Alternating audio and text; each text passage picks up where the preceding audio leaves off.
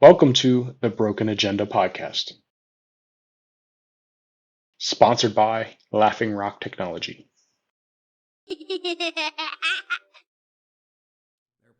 They're a lively crowd. Yeah, they get a little wild. Yeah. Sometimes they stay up until 10 p.m. drinking wine coolers. Yeah. Yeah. Virgin seltzers. Absolutely. They get nuts. And then they play Yahtzee. So they're out of control. Yahtzee. Hey, everybody. We are recording episode 9. And this one, I'm kind of... Almost 10. Kind of excited. Almost 10. I'm excited for this one because those of you that know the podcast, which is 0 people, our first episode ever was on crypto, and we were so terrible at podcasting that the audio is useless. I mean, someday, if anybody ever cares to hear it, we'll post the original episode number 1, but we're kind of hoping it just fades into obscurity and nobody ever hears it.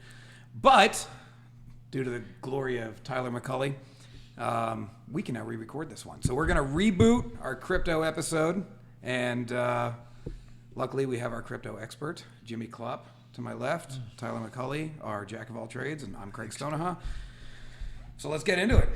I don't know, where do you guys want to start? I mean, we have an agenda, but as we all know from the title, we're going to break it. So, I mean, do we want to try to actually follow this thing this time? Well, I think at least we start with, what is crypto? Okay. Let's do that first, and then let the conversation flow. This is why we need you. Yeah, that's probably a good idea. No, this guy's solid.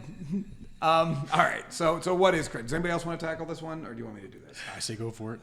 All right. Crypto. That's the best way to describe crypto. I mean, it's a bunch of different things depending on how you look at it. So I'd say for now we skip the part where it's an investment. Let's circle back to that, and let's just stick to the technology behind it. Yeah. All right.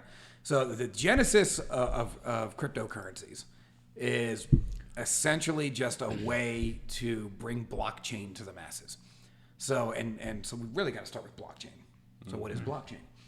All right. Blockchain in its simplest form is just a transactional database.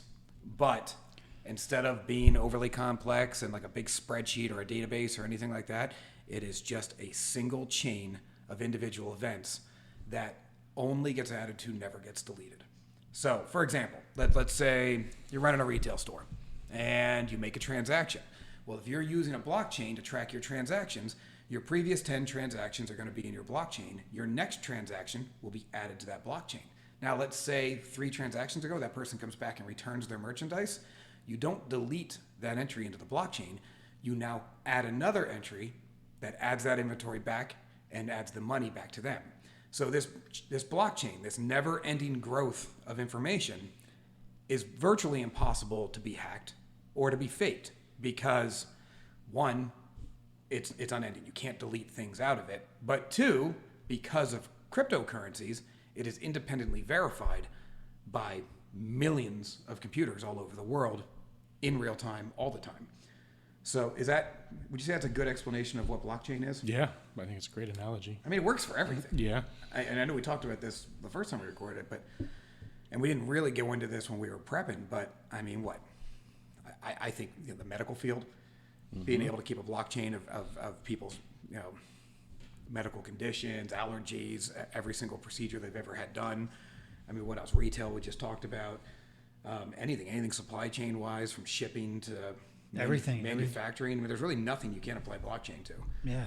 Well, with shipping, eventually what the blockchain is going to do is you're going to be able to look at everything that you buy, and you'll know with your phone where every device inside here, where the plastic came from, where the raw resources were made, where they came from, where the product, where every component, you'll be able to actually see it like an assembly line of every component of everything. It's going to be like a forever database that never goes away.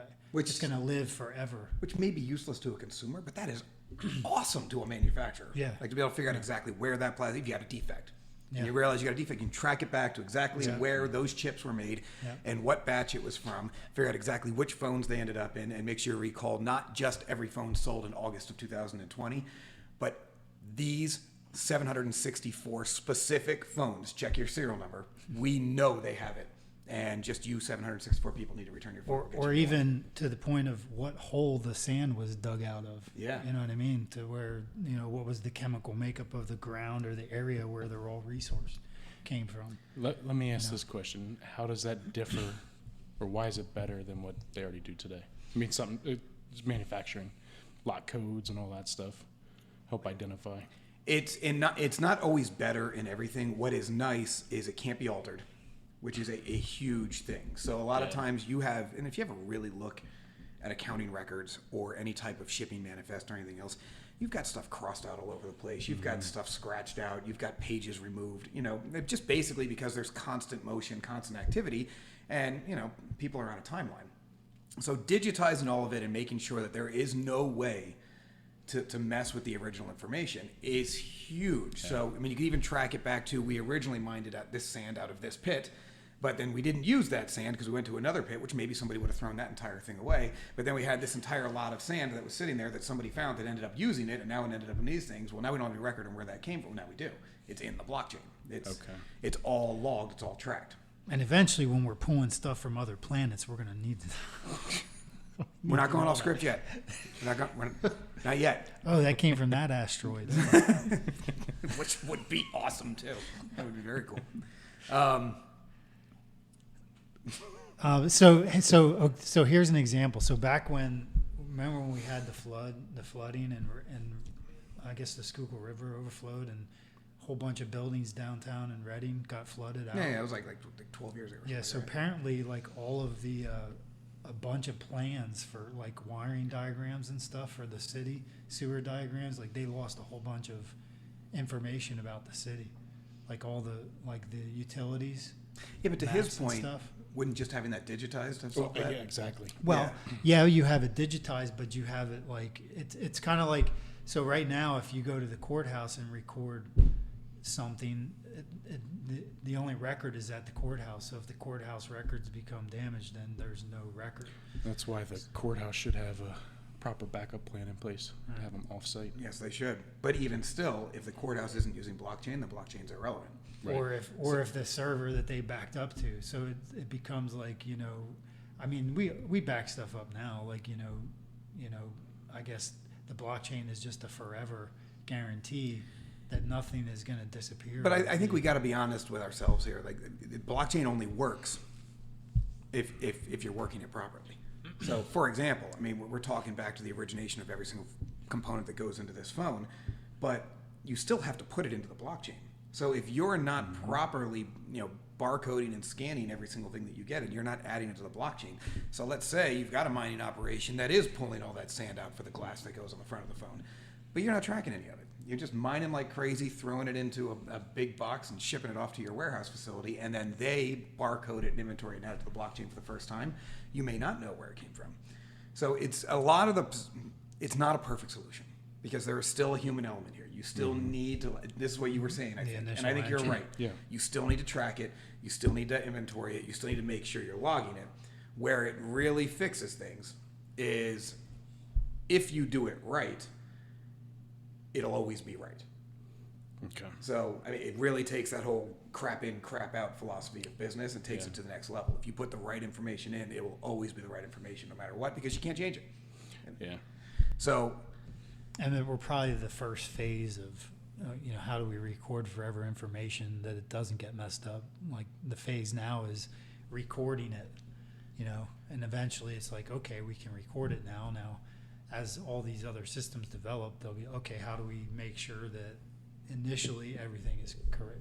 Right. All that will probably change as well. But it doesn't fix everything though. If you're using blockchain to track packages at Amazon and somebody steals something off the shelf, it's still missing without any evidence of where it went. Yep. So it's not a perfect thing. Like I do not want to say that we're these huge blockchain fans and it's going to fix everything in the world. But it is definitely a step up, especially as we've got an increasingly digitized world where hacking is a real problem. We see it all the time in our industry. Yeah, and so some of my thought here was fraud prevention. Can't really cook the books if it's memorized. And think about insurance too. Yeah. Like, and, oh, when I had that house fire, I had 17 flat screen televisions there that were all worth $3,000 a piece. Really?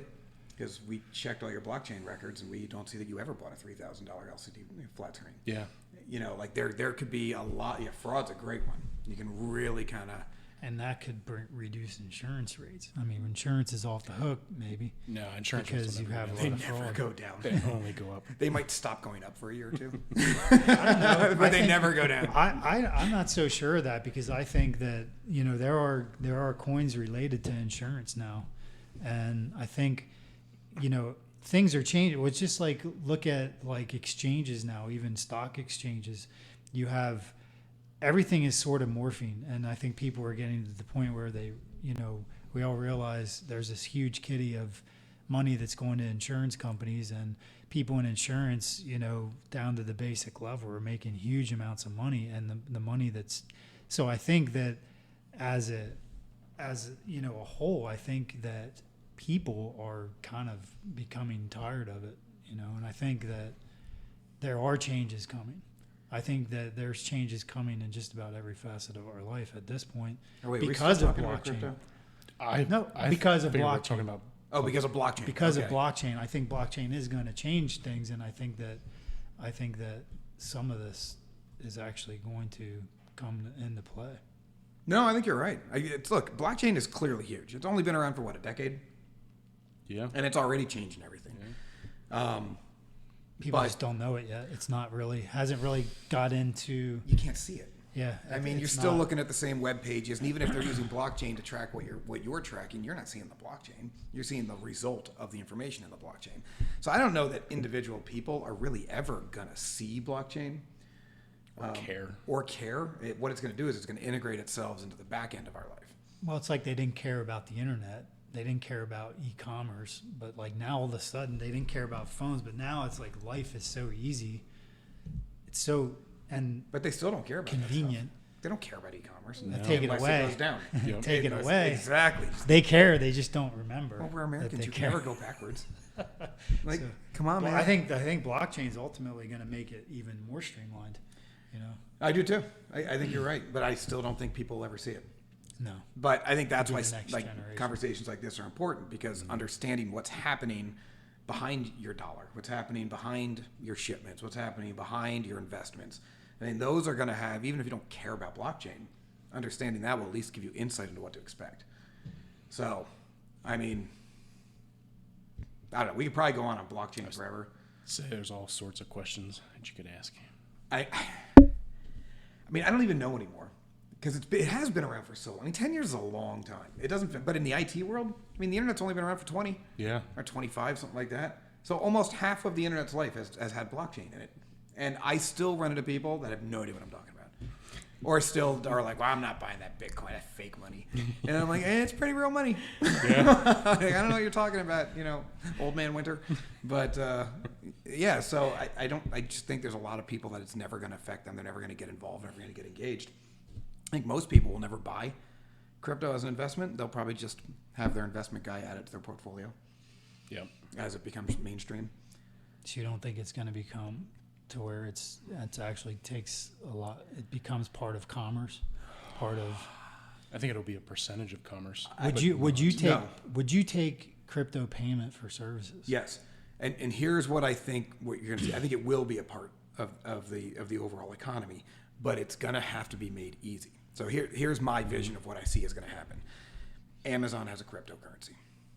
Okay, Amazon says that if you get our Amazon credit card, we will pre-stock it with 100 Amazon coins, right? And all you need to do is recharge your card to shop at Amazon, and we will give you bonuses or special deals or whatever. Okay, so now you're using Amazon coins, and you don't care because you're using them like a credit card, you're using them like you're used to.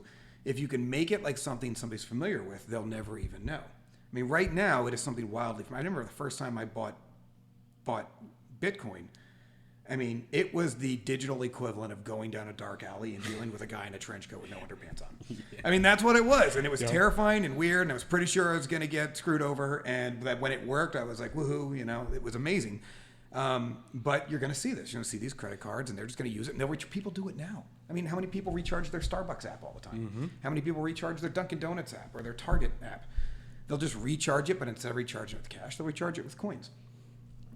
It's going to become mainstream, but not because they're coins. It's going to become mainstream because retailers and wholesalers and everybody will want to use their own currency, and they will reward you for using it, and they'll make it easy for you to use it, and consumers will do what's easy. And that's where you're going to see it enter the market, in my opinion. I could be wrong. I am not a soothsayer, but that would be my guess. No, I think you're absolutely right. I think you get someone like Discover or Visa who just make it easy, swipe the card. Absolutely. It's over at that point. I mean, I wouldn't even be surprised if at some point you tie your wallets to your card, and you can pick right there at the retail station which currency you want to use. Yeah. Now, I don't think it'll get to that point because I think the global exchanges are going to take over way before we start picking currencies. So, because somebody's going to want to be in charge of all this, and somebody will. Somebody will figure out how to make it Ethereum transfers to Bitcoin transfers to target dollars in real time, depending on where you're shopping or what you're doing. And that's in the future. I think that's what you're going to see. But in the short term, I wouldn't be surprised within the year. You're seeing custom credit cards with custom coins. They're out there already, aren't they? Are they? I believe so. I believe there's cards you can get that are backed by. I know there's Bitcoin cards. I think I've seen one for Litecoin. Have you? Yeah, I believe so. I have a crypto.com card. And does that use your crypto on it? Well, it rewards you in crypto, but it rewards you. But you still use US dollars. Yeah, but it But rewards me in crypto.com coin, so the platform, but So that's not really I'm not actually getting Bitcoin from it. Most of the cards I've seen are still using US dollars, but they're somehow tied into the crypto world. It. So I have not seen a card where you're swiping or you're chipping or whatever or entering your number and it's drawing directly from your wallet. I haven't seen anything like that yet. Yeah, and see, I don't know enough to say. I just got it, and I went on the site because I ordered it because when I ordered it, they were just like it didn't come right away. It was like you just had to get a reservation.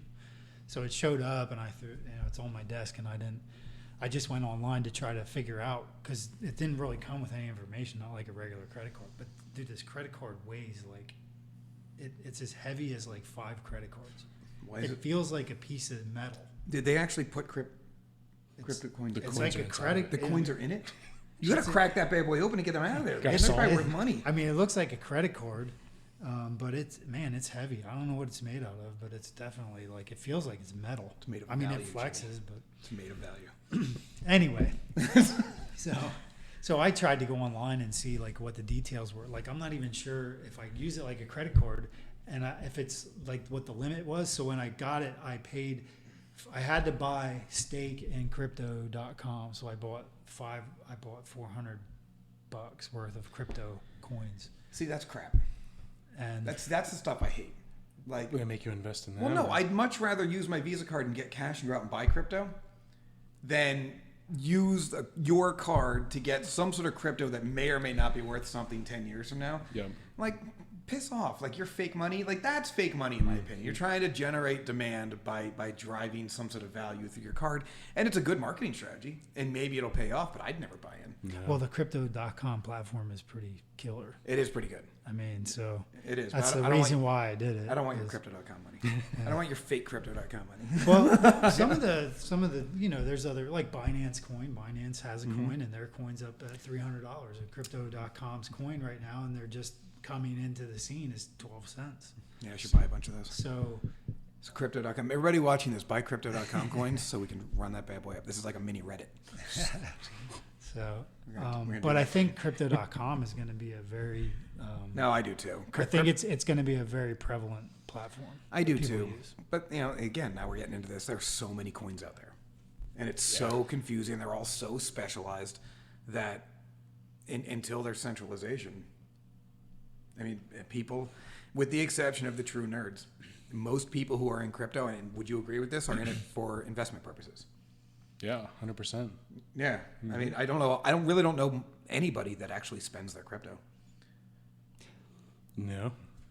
I mean, I everybody. think like what I found as like the more I listen and research and listen to what, people were talking about in the platform, there are coins that mean nothing, that are just, like Doge. Dogecoin is absolutely meaningless.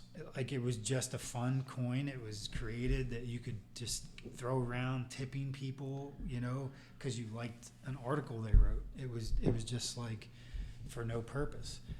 But everybody, got Doge crazy, right? Well, so now Doge is nuts. The old Muskinator got involved. Once Elon gets in there, man, stuff So- gets real.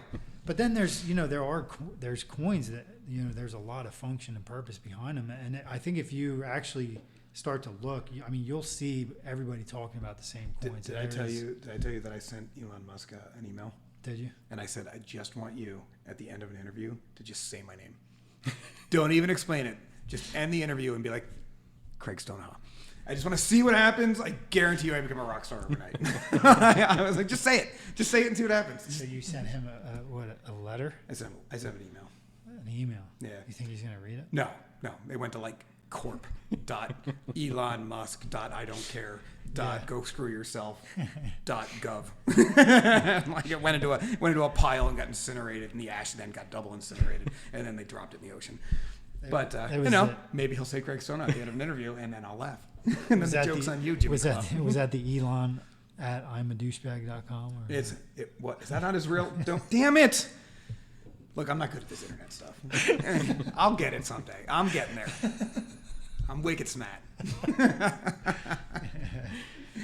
I don't think he's going to say my name, though. No, I don't think so. I also asked him if he'd take me up on a rocket ride. I think he might. So he probably thinks I'm an 11-year-old girl. He's like, what's wrong with this person? I think if you send him an email every day for a year, he might do it. I got to Andy Dufresne his ass. Yeah, you do. And then once he responds, then I send 2 emails a day. Yeah. It double down. Yeah. That's So you didn't say my last name. You just said my first name. If people are blindly trying to find Craig. You got to combine the two, man. 2 letters. I'll get to him. I'll get Elon on my side. He's coming over for dinner. It's only a matter of time. All right. So back on the agenda. We've made it to section 1. So back on the agenda. All right. Where do they come from? This is part of the nerd side of things. Does anybody even want to tackle this, or is this on me? Well, they're. I mean, you can say it. Come from Well, there's a papa coin and a mama coin, and they got. I shouldn't have to explain this. And the stork flies it in and drops it off. All right. If anybody actually gives a crap about this part. You got the minors, so you're definitely. Oh, I got minors. I got dozens of cards running. I got one. Actually, there's one right over there on the other side of this room. On the game. Yeah, my VR system. When I'm not playing VR, How much does that? I leave it run and I mine. I don't know. It's in a pool. No. So, but it runs at like 30 mega hash. Right now, I think it's doing Ethereum. So it's contributing to all the other cards. Yeah. But I don't track them individually. I mean, they go hot and cold too. Like you might have one card that's just finding hashes left and right, and then it goes dormant for like 3 hours. Doesn't find a thing. Well, let's tell the viewers what mining is before we get into all your. All right. So this is where the experience. coins go. So the idea behind the mining was they had this concept, this blockchain concept, but they had no way to incentivize people to independently check the blockchain. And without the independent checking, the blockchain has no validity. I mean, it's required that people verify the blockchain in order to make sure that nobody's tampering with it. So they had a brilliant idea, and they said, we'll give you a little carrot. So every time you spend a little bit of your computing power to make sure that our blockchain is accurate, we'll give you a cookie. And that cookie is a coin. This imaginary coin that you will create by doing some work. And we'll call it a Bitcoin. I assume it's called a Bitcoin because you're using your bits and bytes to make it. And at first it was worth nothing. It was basically just, hey, we're going to give these to you. And my favorite story, and I think I told this last time, is the guy who made the original video for Bitcoin. It was a promotional video that he made. This was back in like 2008 or something like that. And he was an out-of-work videographer. And the people who were trying to get Bitcoin off the ground said, hey, we need you to make a video for us, and we'll pay you $700 to make this video. And he goes, well, how long does it have to be? And they said, a minute. And he goes, well, what am I making a video about? And they go, we want you to explain what Bitcoin is.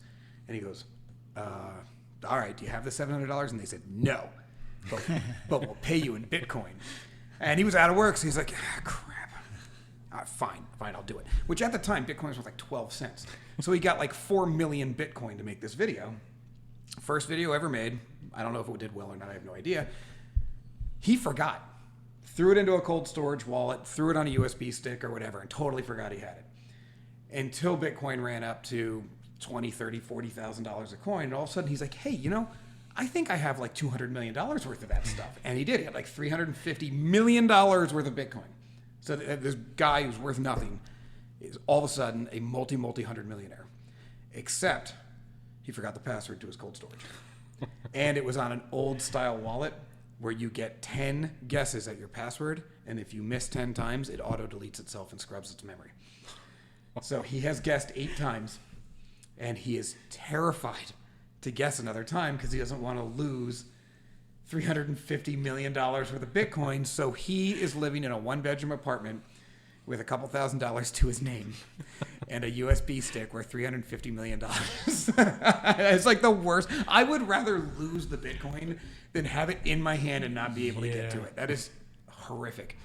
But that's basically what's happening is they've made these things worth nothing.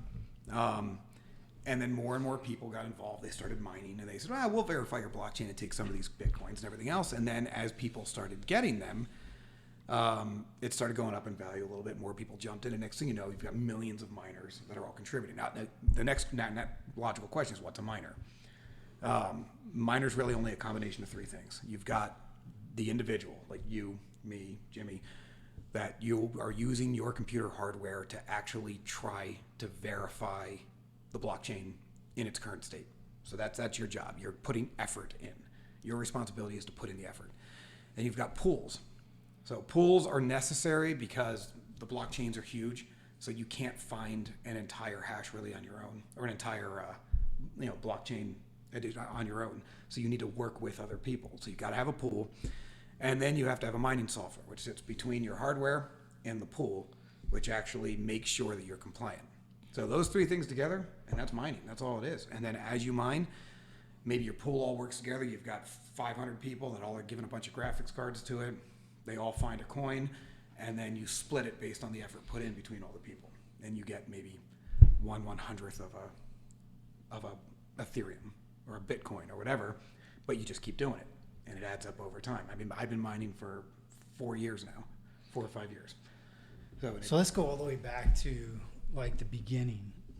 So let's say first initially, this is what I don't get. So when Bitcoin was completely formed, today we're starting Bitcoin.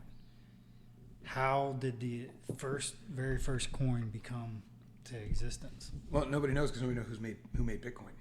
So the miner's set up. So I write the program. That it's saying that coins are going to be created. So coins are basically created like every day. Yep. Right? But they're not necessarily created from the mining itself. The mining is you earning the Bitcoin for contributing to the mining pool. They're created as a result of doing the math to figure out the blockchain. So, but the Bitcoin is sort of like a computer program that's running. Like, wouldn't it be more like a computer program that's run? It's set to create, was it 21 million? I forget the 21. No, because if you stop mining, it stops making. Without the effort, there are no coins. I mean, there's still the coins that have already been made, but no new. If everybody stopped mining Bitcoin right now, the Bitcoin blockchain would cease to be able to be verified, which means the entire Bitcoin system would fall apart and no new coins would be created. So you need the miners. The miners are critical. Now, we're going to talk about the London release of the Ethereum update, the fork, the Ethereum fork. I've never really thought much about like how it all got started. Because okay, so if Bitcoin is there's only going to be so many Bitcoin, right? Mm-hmm. Right, but they're dropped. They're only created for so long. Like as you're mining, more Bitcoins are being created, right? So initially, the computer program is written. Boom, there's some amount of Bitcoin as soon as the computer program is written. The initial blockchain generated. Right? So the initial blockchain program. I guess that's what I'm curious. How did those initial first coins be created? The original decoders were mining in the beginning. So everybody who's made a coin, whether it be an altcoin, Bitcoin, Ethereum, whatever, the coders initially mine on their own blockchain to make it valid. Somebody has to be doing the work. So they do their own work at first to validate their own blockchain. They think that the guy who invented Bitcoin, whether it's an individual or whether it's a group, they're not sure, has about $1 trillion in Bitcoin, is what the estimate is. Dang. They can't be certain, but based on the amount of work that was done prior to this thing being released into the wild, they're estimating about $1 trillion or more is sitting in that original coder's wallet. So you have to think like the normal person that's gonna think about this contributing, like, okay, am I gonna get into Bitcoin? Like this one guy wrote a program, he kept 100,000 Bitcoin for himself, and then he started pumping it out for money. Like, and now everybody's jumped on the bandwagon, and all these people that wrote this program have these hundreds of thousands of coins, and like can see the general public having a hard time taking to that. But they're not going to have a problem with Taking to what? Taking to the fact that, oh, well, these guys wrote a program, creating a money system, and now and then they kept a bunch of it, and now it's worth $50,000 a coin. Why do you think nobody knows who they are? Why they intentionally didn't let anybody know who they were. Good luck being mad at them. I mean, nobody. But they're going to be all about it when the government decides to put out a coin. Oh, that's going to be just fine for them to do that, right? Yeah, it's there's definitely shiftiness going on here. But you know what? I think those guys, they changed the world. And if they're sitting on $1 trillion worth of coins, good for them. I'm not going to question them. I mean, and I love the idea of decentralized money. I really do. I love the idea of money that has a cap. Actually, that can't be. The only problem I do have with the cryptos as an investment is it is so easy to manipulate. From a market standpoint, it can be manipulated easy. If you've got some big baller players and they're all agreeing to sell at the same time and buy at the same time, I mean, they can just ebb and flow that market and just make millions every couple of weeks. That's what they do to the stock market. They do, but it's even easier with cryptos because there is a finite supply. You can buy them up.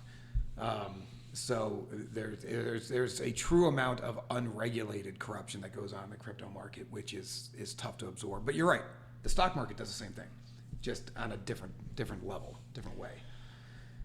Regulated, yeah, I know. Which I love. I just love watching the Wall Street guys go absolutely bananas over the Reddit stuff. Yeah, because I'm like, you guys have been doing it for the last 100 years. And you're pissed that a bunch of 25-year-olds figured out how to do it to you. Like, no, I'm sorry, you don't get to be mad. Like, suck it up, stop shorting stocks. Shorting is really a crazy thing. It really is. And you know what? That's why Bitcoin couldn't be shorted for a very long time. Like now they have exchanges where they're giving leverage and they're shorting Bitcoin, and that's why now, like Bitcoin, like it's almost like shorting forces a market down. Yeah, it's really just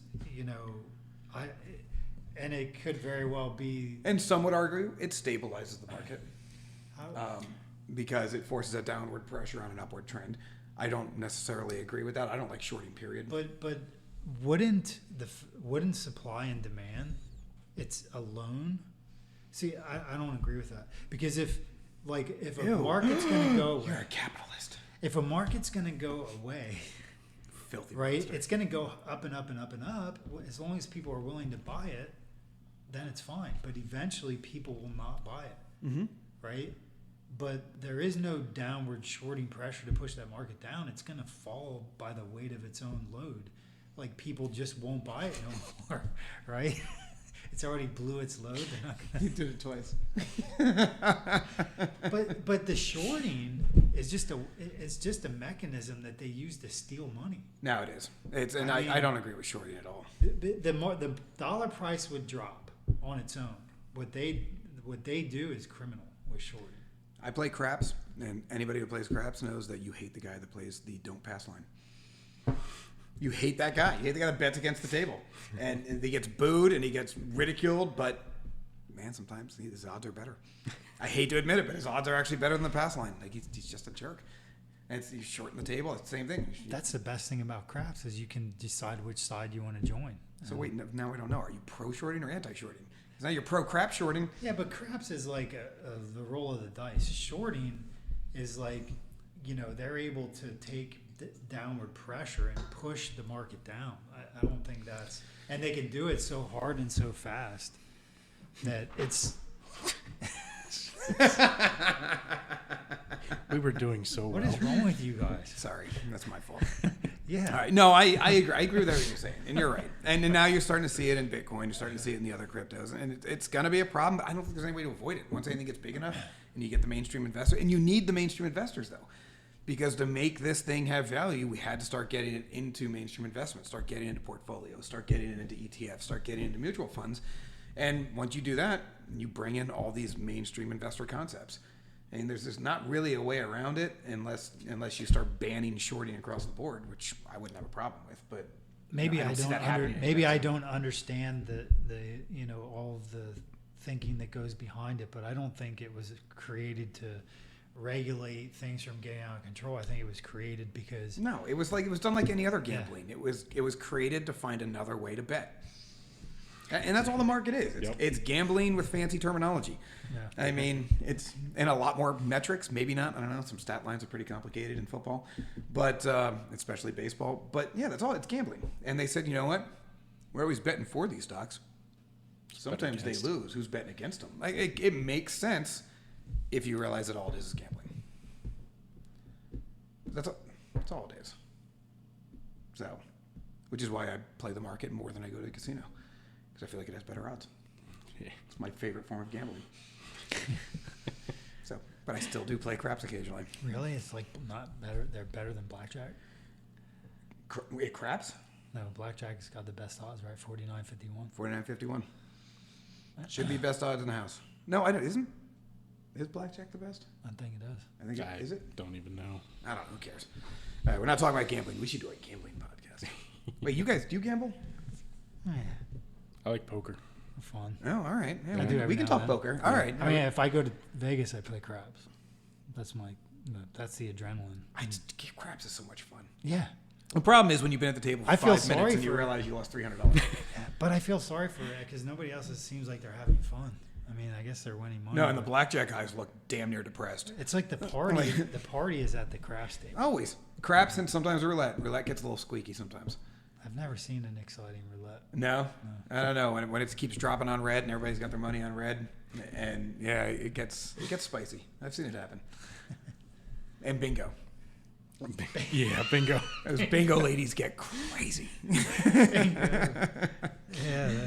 All right, back on target though. The only other thing I had here on what is crypto, and I wanted to bring this up because I just had this conversation with a crypto guy who had never heard of this. And you guys know what ASIC resistant is? I've not heard the term. So. Okay, I'm finding out most people haven't. I only mine ASIC resistant coins. And the idea here is Bitcoin, you can just throw a buttload of power at Bitcoin. And that's why you've got these huge warehouses in China and even in places in the US where they're just a massive building with a giant fan in the back and a giant fan in the front, just racks and racks of hardware specialized just to mine Bitcoin. It can't mine anything else. It can't even really run as a desktop computer. It is a specific piece of hardware meant to do a specific job, which is just make Bitcoin, which it is a problem from a mining standpoint because a regular person can never compete. Like you're just getting blown out of the money by just money.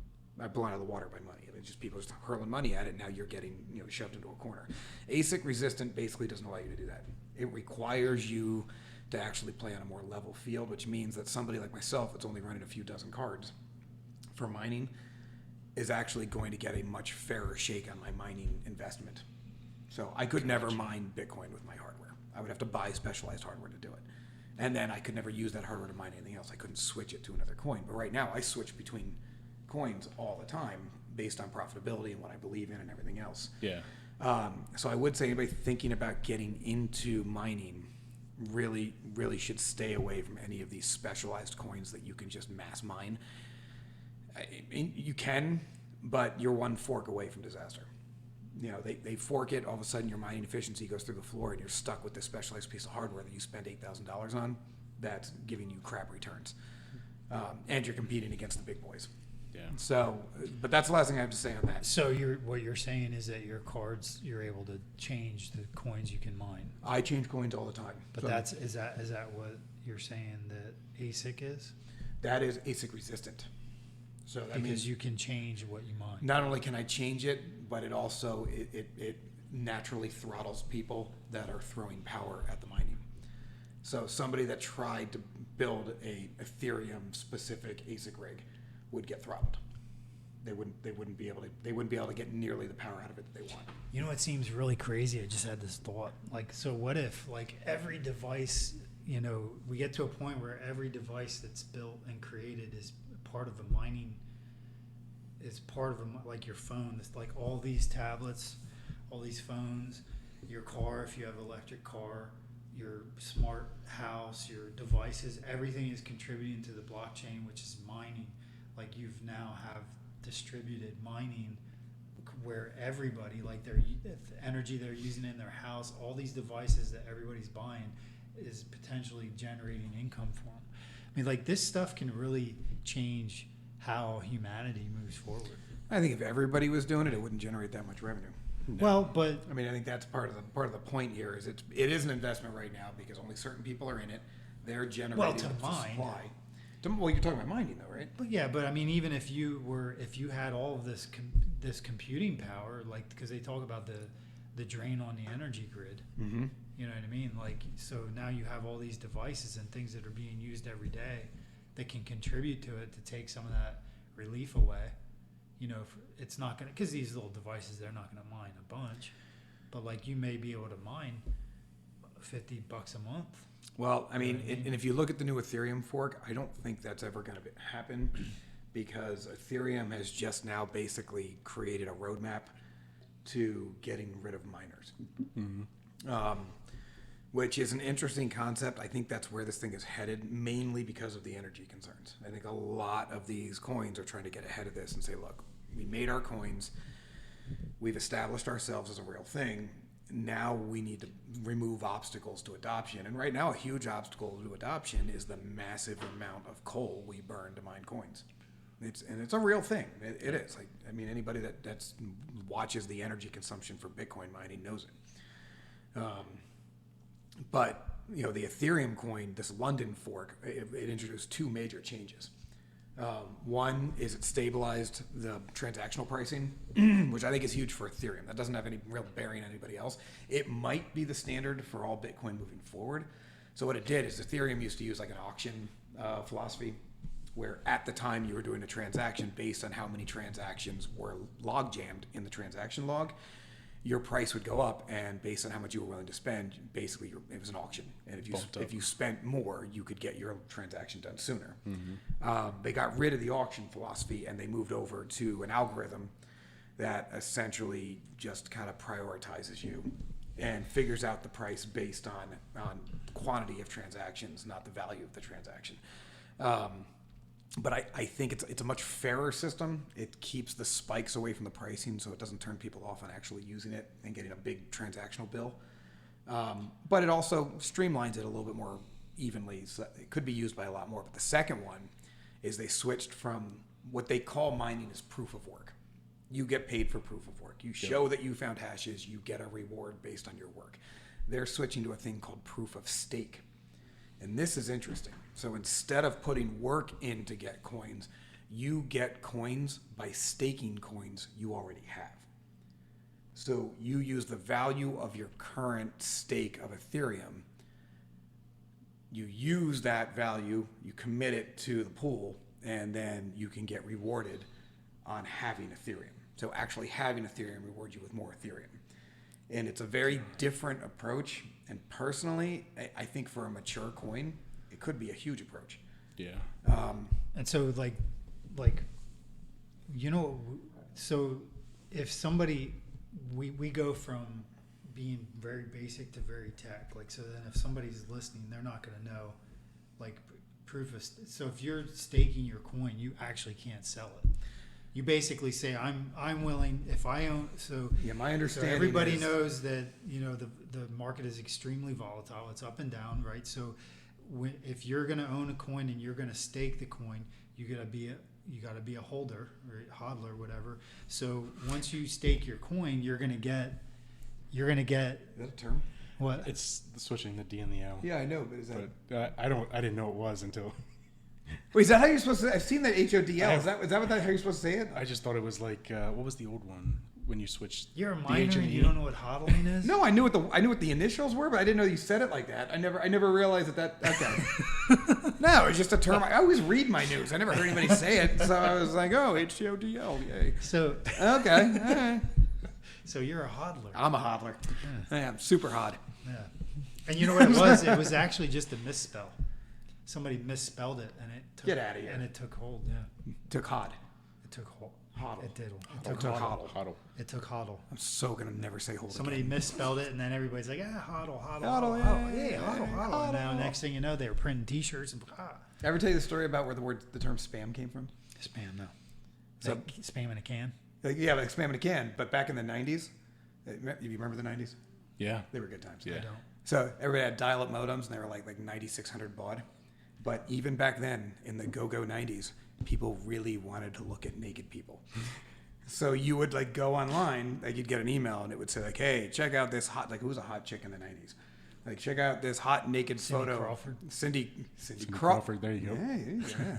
So I have a naked photo of Cindy Crawford attached to this email. Check it out, and you'd be like, "Yeah, naked Cindy Crawford," right? And you click on it, and then it would take 3 hours to download a photo off of your email server. So you'd get a cup of coffee, you'd take the dog for a walk, you'd maybe watch some news, and then you'd finally come back to your computer, and they didn't send you a picture of Cindy Crawford naked. They sent you a picture of a can of Spam. And that was called getting spammed. You wasted 3 hours of your life trying to see a set of boobs. Wow, that's And you got it. that's really where it came from. And that's where it came from. So it was called getting spammed. And then your buddies would be like, you idiot, you're a pervert. So I've And then you'd be actually ostracized. never been spammed. We had cool friends, not super lame friends. I've never been spammed then officially. Yeah, we send actual naked photos, like responsible adults. All right, so spam. Fried spam sandwiches are pretty good, by the way. Oh, nasty. Dude, my mom scrapes the jelly off the Spam and eats the jelly. Just eats it. Really? I know, right? But oof, I liked spam growing up. I thought spam was. Did good. you eat the jelly though? I just ate the whole thing, whatever came out. She would make it like a spread and spread the jelly you on a piece just of mix bread it and all eat the around bread. in there. It's part of the flavor. It's the fat. Dude, I'm gonna vomit right now. All right, so let me get this out. All right, get it I out. feel Sorry. like you got a break. Sorry, we do have a break. So anyway, so if you stake your coin, you can't sell it, right? So if somebody's trading whatever, they stress, they see the money going down. Like if you're in a stake, your coins would be locked up. Like right now, if you stake your ETH is locked until ETH2 comes out, until they finish. Like everything right now is they're burning the old ETH. Well, how do they determine the term of stake? Well, if they say like you, Because I think you stake it for a term, don't you? Or like, well, so like yeah, if you get a specific return on your stake versus compared to the amount of time. Yep. So if you're going to stake it for a year, you might get an 8% return. But if you're going to stake it for a month, you might get 1%. yeah. Yeah. Okay. So so if you go into like these different places where you can stake, that's what it is. Like the length of time. Yeah, because you Blockify stake. does a lot of that. Yeah, You can really yeah. stake a lot, and I think Coinbase is into it too now, where you can. Yeah, stake. you can stake certain coins on like certain places. You can stake certain coins. BlockFi, I think, is a specialized like that's really what they do. They're staking. But then here's the thing that I'm gonna jump the ship with the thought. But yes, that's right. I'll come back to that. So once you stake your coins, you can't get them. Right, so they're locked up. That's what staking is. Staking is like basically loaning your crypto out for a return, 8%, 6%. And that's the great thing about it is that the returns that are coming back in crypto right now are just destroying what's happening like at your bank. I mean, we're getting 0.5%. No, you're right. But then you have the fluctuation, the volatility in the market. So now the prices are dropping, or you don't know what the prices are going to do. So now you've locked your coins into staking.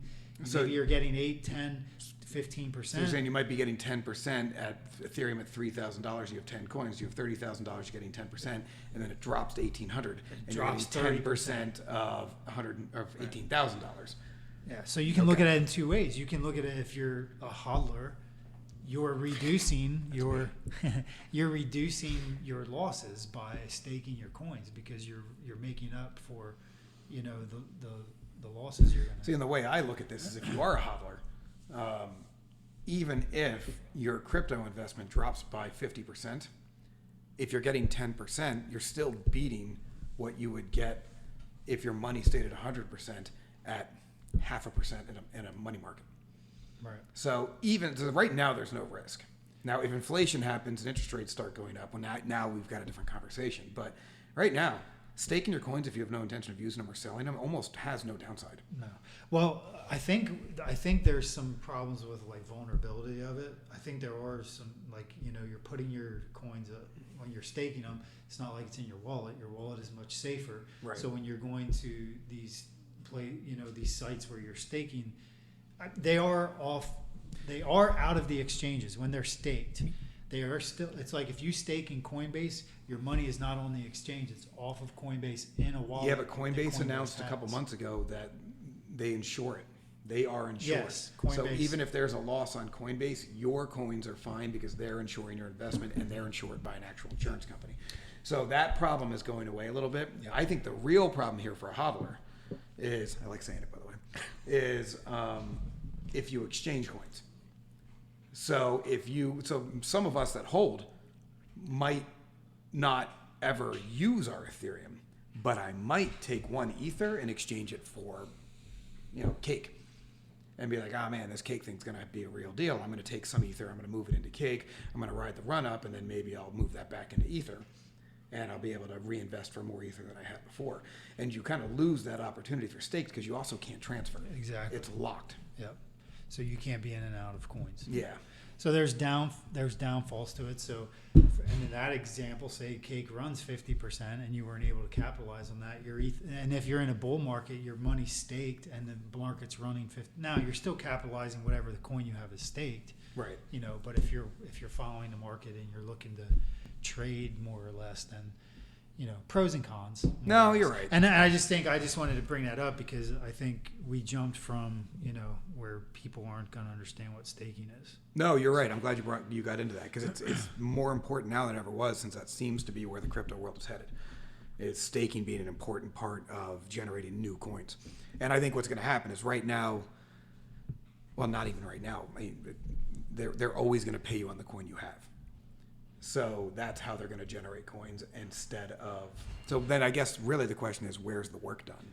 That's what I don't understand in a proof of stake scenario. Somebody still has to do the work. Somebody still has to verify the blockchain. Yeah. Here's what I started to say about what bothers me about staking is that it's like cutting the throats of the crypto market, because I think what's happening is that staked money is being used to give out as leverage, and that's what's making all the crazy volatility. Because when the coins are staked, like there's different sites that you can go to stake on, and then when that money's staked, they're actually providing that money then for people can borrow against it to short the market. Gotcha. So in essence, people are sort of making the supply to kind of screw themselves. It's a little bit of a catch-22. Well, look, I think if there's one thing we figured out through the first probably 75% of this podcast, it's that the crypto market still has a lot of challenges to overcome. I mean, we've probably picked out 4 or 5 just in this conversation, and this thing's not mature. It's got a long way to go, but it ain't leaving either. So I know we're over our break, but we are still going to take a break. So everyone, stick around. I'm assuming Coca-Cola or Johnson & Johnson or someone will play a commercial right now. Or crypto.com. Crypto.com. Yeah. And we'll be back in a few. Thank you.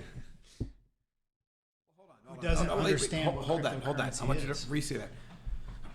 You ready? Yeah, good. Yeah.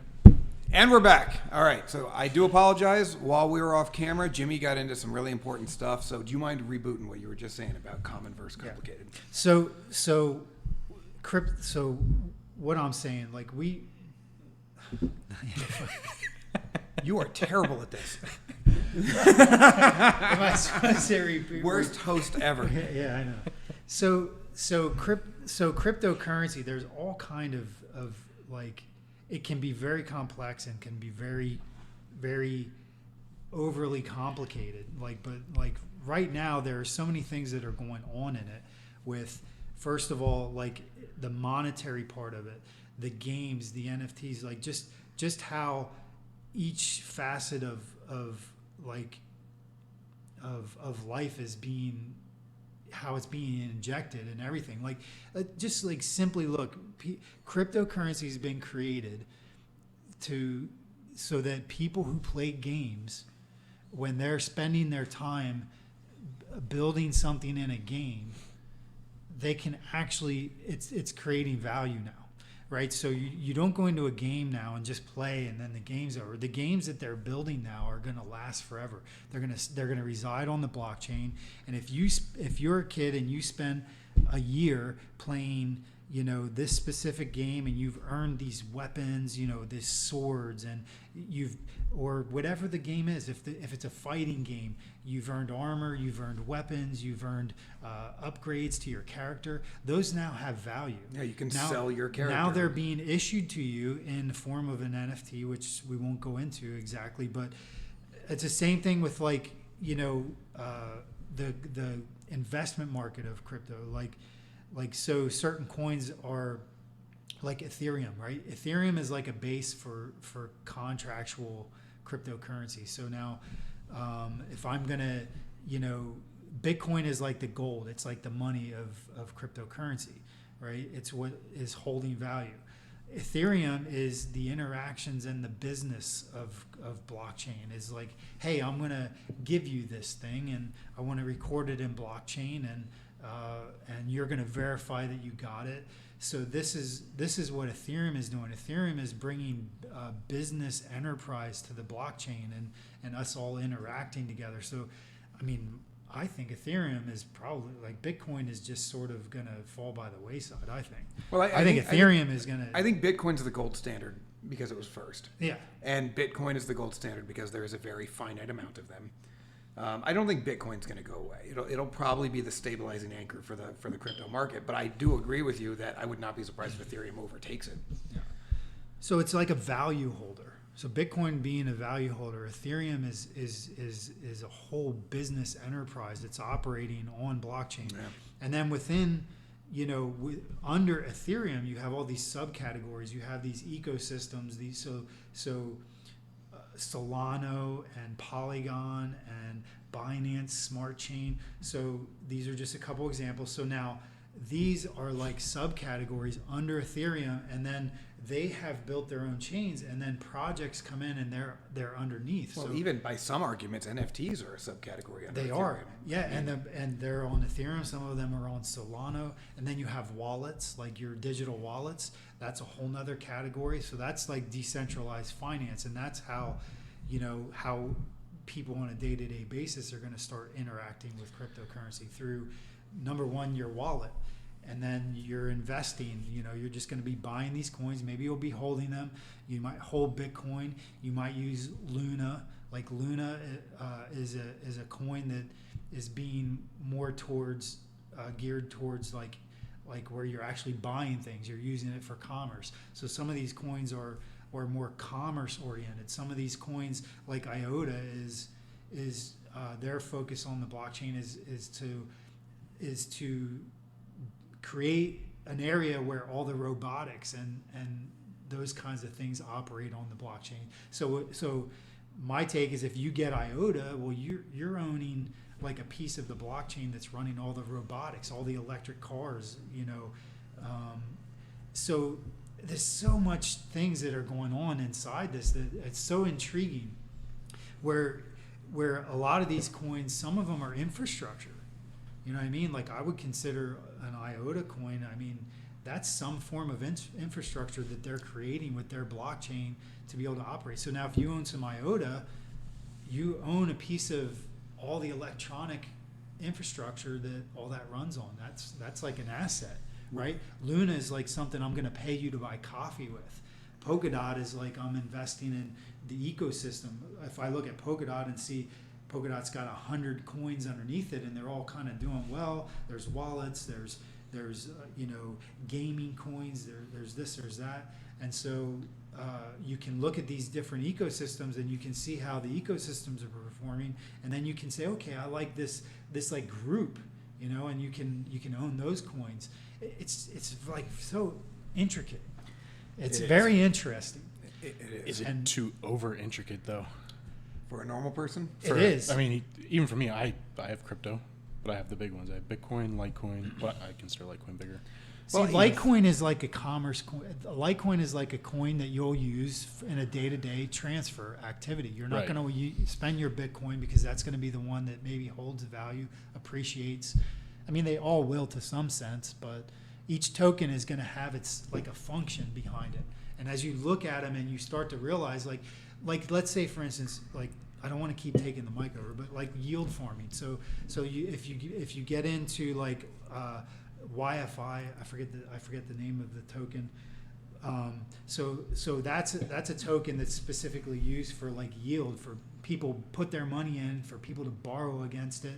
So if you buy that coin, it's like a banking coin. So you've just invested in like the finance end of cryptocurrency, and that. So now you're invested in the banking aspect of it.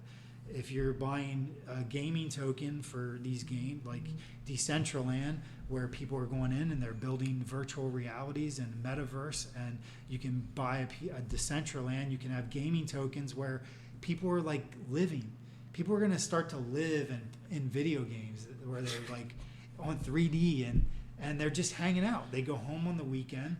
COVID's, they lock everybody down. Everybody goes home on the weekends. They put on their 3D goggles and they live in metaverse. They go to the bar and hang out and they play ping pong in their game or whatever game I play games with you at your house. It's fun as hell. It happens now, yeah. So you can now, like you're getting to a point where you can just go into virtual reality and hang out for a couple hours. Call your buddies up and you all show up at the same point inside the game. And then you decide what you're going to do inside the game. You call your girlfriends up and you go shopping online. And you're walking down a virtual mall and you're looking into windows and you've got your virtual reality goggles on. You show up at Zappos to get shoes. Yeah, and you're touching a pair of sunglasses that you really like and saying purchase, and then they show up in the mail the next day. Or how about this? How about you now look into a mirror and you see a virtual image of yourself and you can try on these glasses. Can I do like they do in The Matrix where I make myself better looking?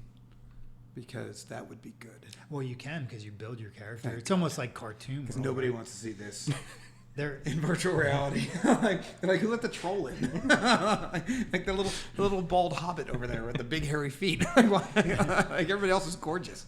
I think I'd like to dissect the very basics of what's going on in cryptocurrency, to bring it down to a level to where the average person living their life is going to see how it's going to be implemented and how it's going to affect them. Well, look, let's do this. We're out of time. So how about this, Jimmy? Because I wish we had gotten into that topic earlier because that's good stuff.